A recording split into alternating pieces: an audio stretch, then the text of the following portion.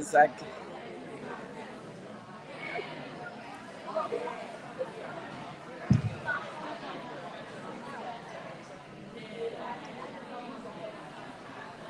Is this audio only? no, it's everything. Okay. I just when I express it, I need to do. Okay.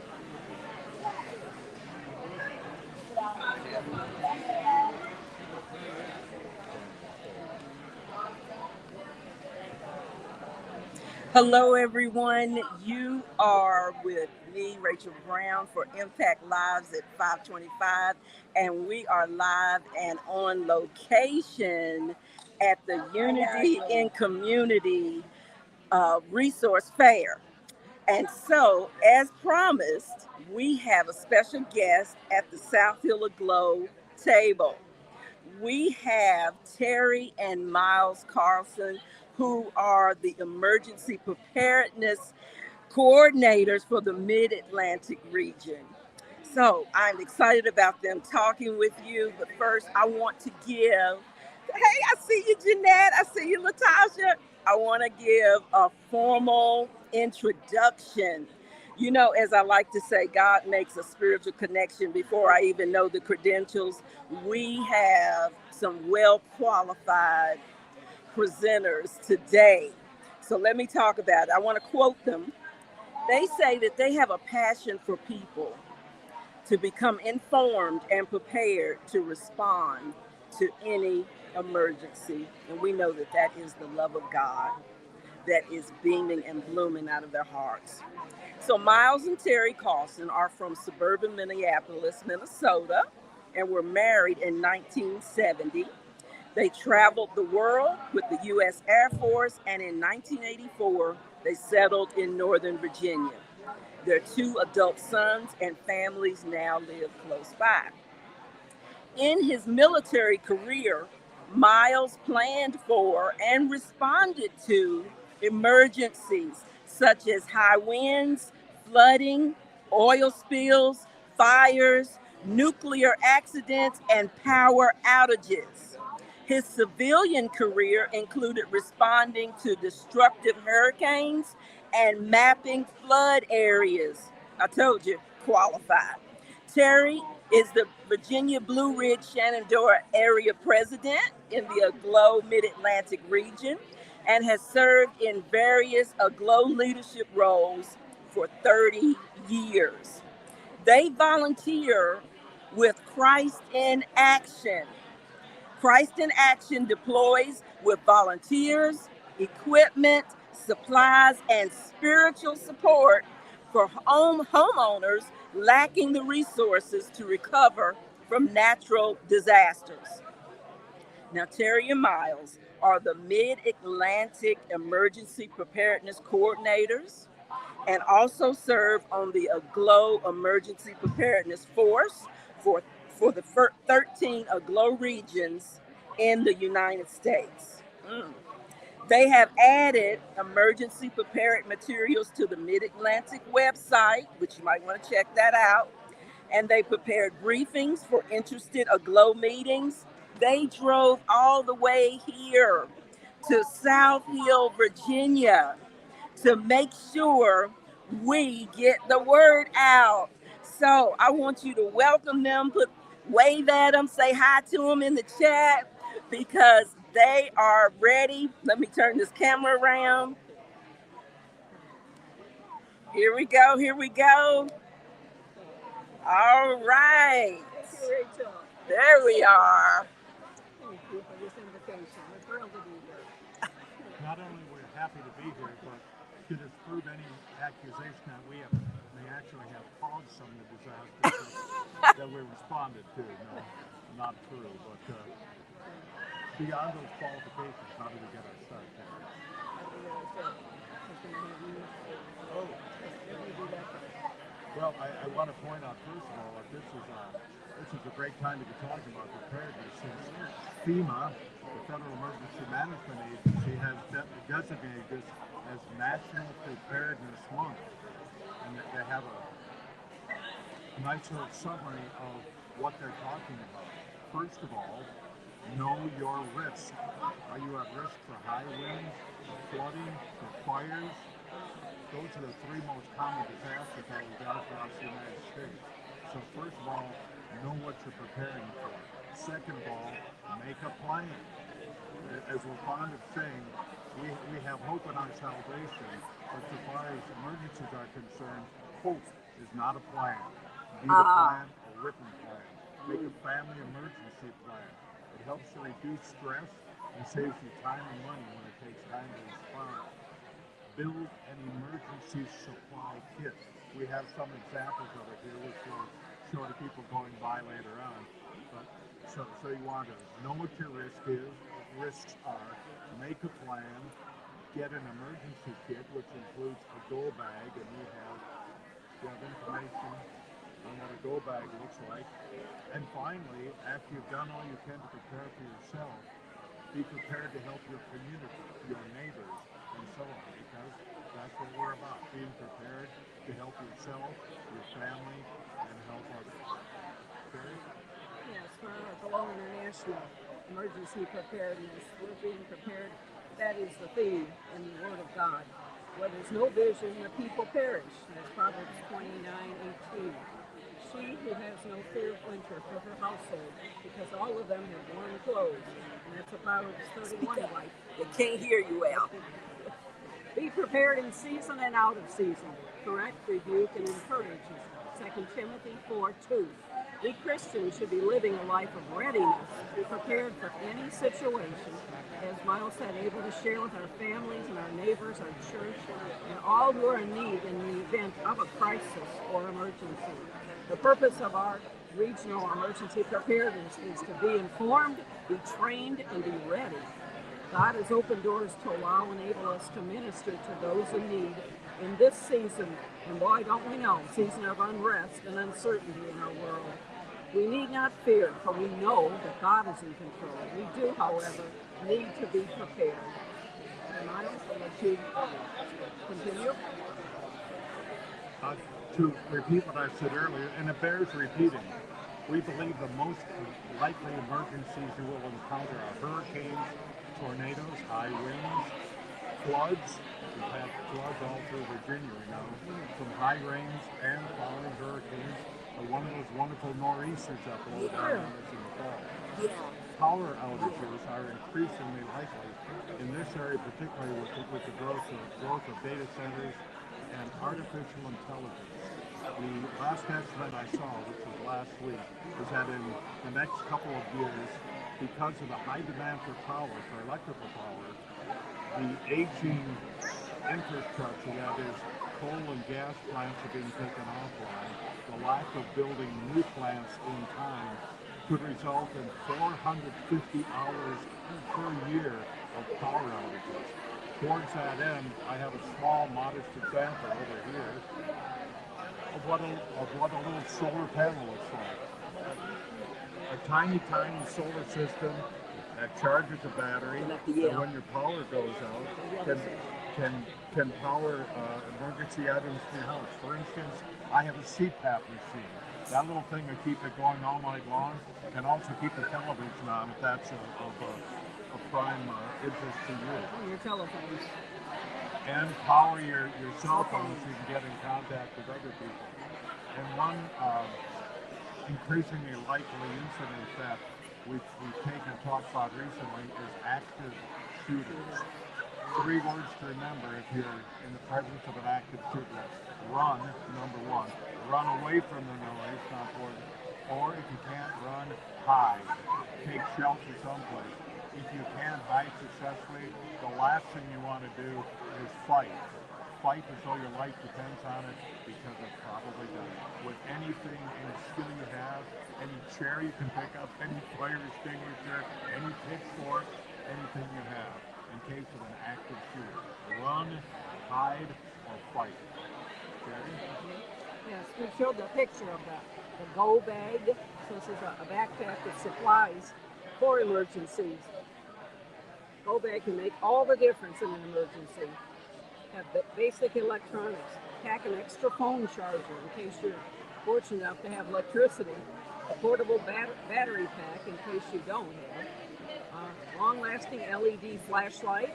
Pack a small hand-crank battery-operated AM/FM radio with extra batteries. And personal needs. While getting ready for a typical day, list every toiletry that you're going to need. Then buy your travel-size versions.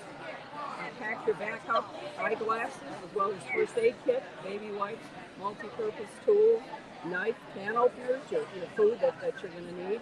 Clothing, pack a few days' worth, including layers that you may need, especially in the winter, plus lightweight rain gear and waterproof boots.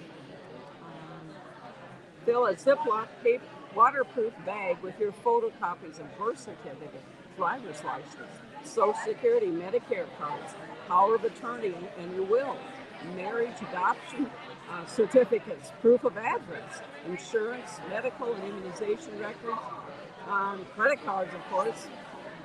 Also, food and drink. Bottled water is essential. Energy bars, any type of small snacks, and cash. In addition, bring enough money for a few days, including small bills that you will need to buy something out of a vending machine. You don't want to start asking equally desperate strangers for change. So these are some of the suggestions for your go bags. And we have them in our car, carry it with us all the time, just to be prepared, to be ready. One thing, we have a table full of handouts here. Now, I know you watching can't show up and get the handouts. Where did we get them? We got them from a government organization, the government that's here to help you, and it's called ready.gov. So there's a website that you can access, ready.gov for government, and it's got dozens and dozens of handouts, of brochures, of checklists, of advice, of experience gained through the years that's available for you, for your friends, for your family, for your lighthouse, for anyone. But in spite of that, there are common mistakes that people make. Terry, what are some common mistakes we do and not prepared? First mistake is not having enough water or not planning to get water. You'll die in less than a week without clean drinking water. Me, I'd last maybe one day. I really drink a lot of water. And store enough water to have a gallon per person for 3 days each. 6 gallons for a couple. Research online and get a portable water filter. It's called Berkey, Berkey. Filters are very inexpensive. They can handle all your needs from a source of unclean water. Miles, you didn't bring the Berkey filter. It will filter pond water. It will filter scum off the street to a quality that you can drink it. Water is the most important you need. The rest is, if you have enough foresight to store food, is to recognize that it has a shelf life. So, under the thought, out of sight, out of mind, we've got 3 plastic totes that we store food in, that we store canned food in, that will be safe for a long time. But we know that what the expiration date is on top of the can, we write that down, and every couple months we go and we take out the stuff that's about to expire, we eat it, and then we put new fresh supplies in. So don't forget what you have if you're really intent on stocking up supplies. Oh yes. An organization we use, and I'm not here to shill for them to sell our stuff, but there's something called 4, that's the letter 4, Patriots. And they have food supplies that will last 15 years. They have solar panels and generators. They have all sorts of great flashlights that you can crank up, radios that you can use to check on the weather, among other things.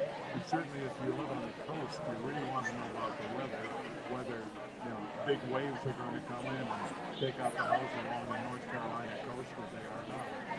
So that's another good source of very reliable, relatively inexpensive supplies and information. Something else, Jerry? Well, I wonder, Rachel, do you have questions? Yes, that's right. We're full of information that we can keep throwing out like crazy, but What, If anybody else has questions. what is your concern? If the Rachel audience has has no some concerns. questions, I have concerns, but I don't have questions. If anybody in the audience has a question, they're certainly welcome to put it in. Um, but it's not too late to get started. I guess that's the question. It's not too late to get started and to get this stuff together, is it? Well, I'll tell you when it is too late to get started. One of my expressions that I've developed is when the water is rising around your ankles, it's too late to plant. Okay. And Okay. that's what a lot of people get into. Oh, it came up so suddenly. How long have you lived there? How often has the area flooded? And why would you drive your car into moving water? That's something that astounds me. Every time there's a big storm and a flood, someone's getting rescued. Now, if you've got a burning desire to be on the evening national news, drive into moving water and hope that some poor first responder is going to pull you out of it. Frankly, I don't want to make the news that way. Right. Right. Well, we are prepared to spin great tales of preparedness. Oh, I want to know that we have taken what we propose to heart. And we, in fact, do prepare. We prepare for quite a lot of things. And that has enabled us to help our neighbors. During COVID, for instance, we gathered our cul-de-sac of 11 homes together. We stood out in the pavement in the cul-de-sac, 6 feet apart from each other, and said, "So, how's it going, neighbor? How's everyone for toilet paper?" That was a big concern. Our next door neighbor, Sam, had enough toilet paper for the whole cul-de-sac for a month, so that was taken care of. On the other side of us lived Dr. Fran and a nurse, so they could give us the latest updates on what's going on with COVID. People across the street had traveled to disasters before, had real-world experience. Get to know your neighbors. Get to know the neighbors who may have a physical problem, who may have a pet that needs to be taken care of, who needs to be picked up if there's a flood coming because they can't or won't or don't drive. Get to know your neighbors. That's what we're about.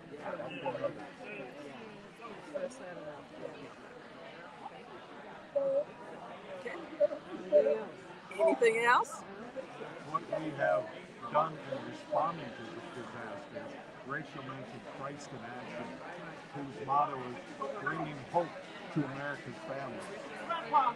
We typically respond in an area that's underserved by the other popular non-governmental organizations. FEMA, for instance, doesn't go back into the hollers in West Virginia. Christ in Action does. Samaritan's Purse can be there for a long time. They rebuild. But first of all, the houses have to be cleared out, the muck has to be cleared out, the old appliances have to be hauled out, the floor taken up, the drywall taken up, so everything can dry out, and then the rebuilding will take place. So there's a lot of immediate on-the-ground work that can be done by volunteers. We've kind of aged out of the process. It's a little hard for people in their late 70s to do this anymore. But we know what it's like, have done it, and recommend that you check out local branches, Samaritan's Purse, for instance, or the Red Cross, who always need volunteers, or your local community emergency response people. Yes. They need people who are willing to get involved in your community. Yes. Yes. Anything else you like us to talk about? Well, I'm going to turn this around.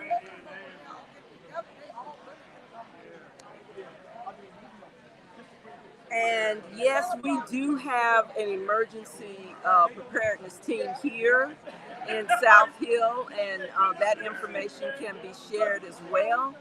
But I want to leave space, Miles and Terry, because I'm blocking the table. People can't come and talk to you. They,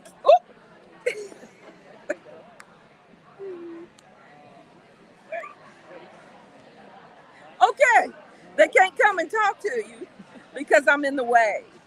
So, all right. So, thank you. Look, if you're in the area, come by. We'll be here until 7:30. And thank you for coming on the stream, and thank you for watching the replay, because God is doing amazing things right here in our community.